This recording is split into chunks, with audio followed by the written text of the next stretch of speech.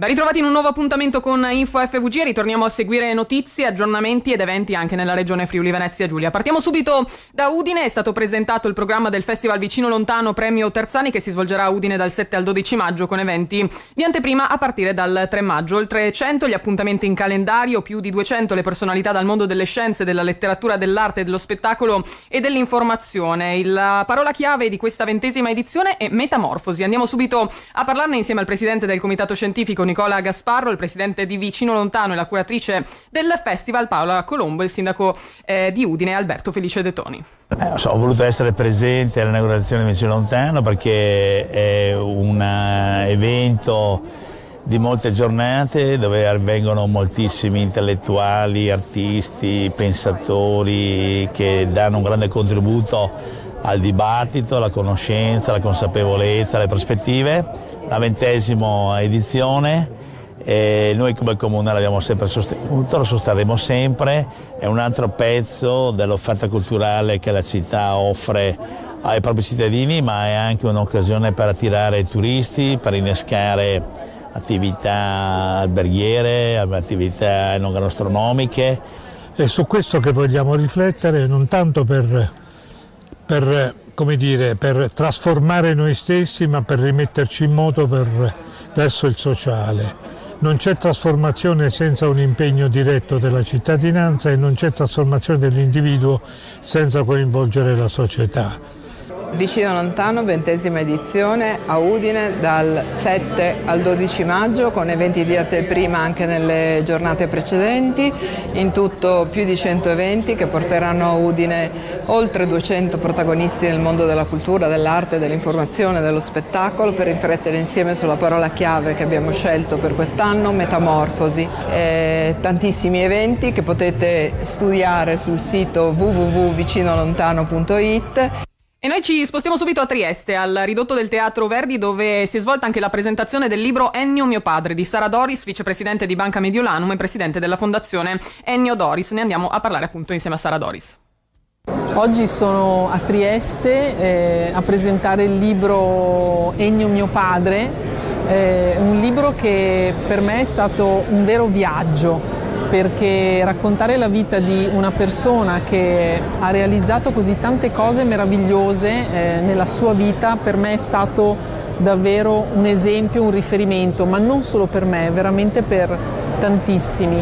E quindi ecco, poter raccontare quei valori che ho visto incarnati in papà, non solo dalle parole, ma veramente dai suoi comportamenti, per me è stato appunto un grande viaggio, un bellissimo viaggio che mi sono sentita di condividere perché mi sono resa conto che una vita così, che ha dato così tanti spunti non solo a me, ma a tutte le persone che sono entrate in contatto con lui, per esempio le 10.000 persone di Mediolanum, non poteva essere qualcosa da tenere per noi stessi, ma doveva essere qualcosa che veniva condiviso con tutti, perché la vita di papà è stata sempre all'insegna della condivisione, dell'andare incontro all'altro.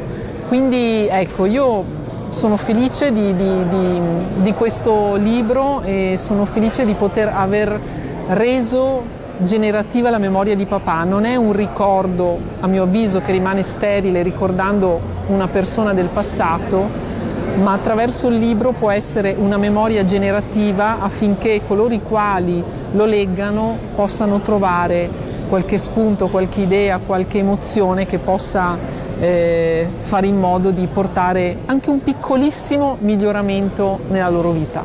Ci spostiamo ora al Palmanova Village, dove è stata inaugurata il Land of Fashion Info Lobby, la nuova lounge di accoglienza visitatori. Nei prossimi mesi ci saranno anche dei rinnovamenti degli spazi esterni, un nuovo spazio intanto questo confortevole e originale con un'impronta stilistica unica per accogliere gli ospiti e dare loro il benvenuto nel villaggio. Ne parliamo insieme alla direttrice di Palmanova Village, Linda Basile.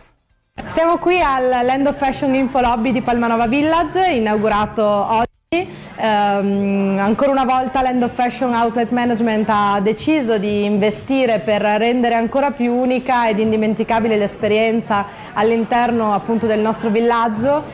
Molti ospiti da tutto il mondo ogni giorno decidono di scegliere questa destinazione per il loro shopping e per passare le ore più liete. Abbiamo quindi deciso, grazie anche ad un progetto meraviglioso di Lombardini 22, di creare un'area veramente meravigliosa e cosmopolita, coloratissima, per dare il benvenuto appunto ai nostri ospiti in un ambiente fresco e accogliente, con anche dei servizi assolutamente nuovi, quindi non solo l'attenzione consueta per le famiglie e per i nostri clienti, ma anche un'area di business lounge, dove in sostanza c'è un'area dove si può lavorare, dove si possono creare dei veloci meeting.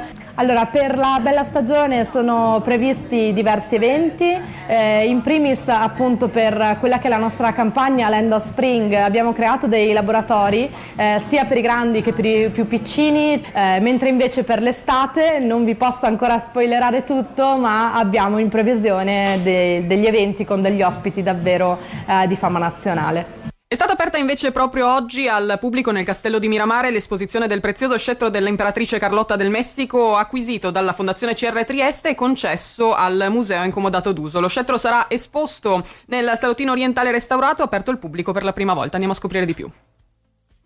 E da oggi possiamo vedere esposto nel Castello di Miramare lo scettro di Carlotta, un oggetto di cui si era persa memoria e che è stato riacquistato grazie alla Fondazione CR Trieste, e che noi possiamo mettere in mostra per la prima volta al grande pubblico.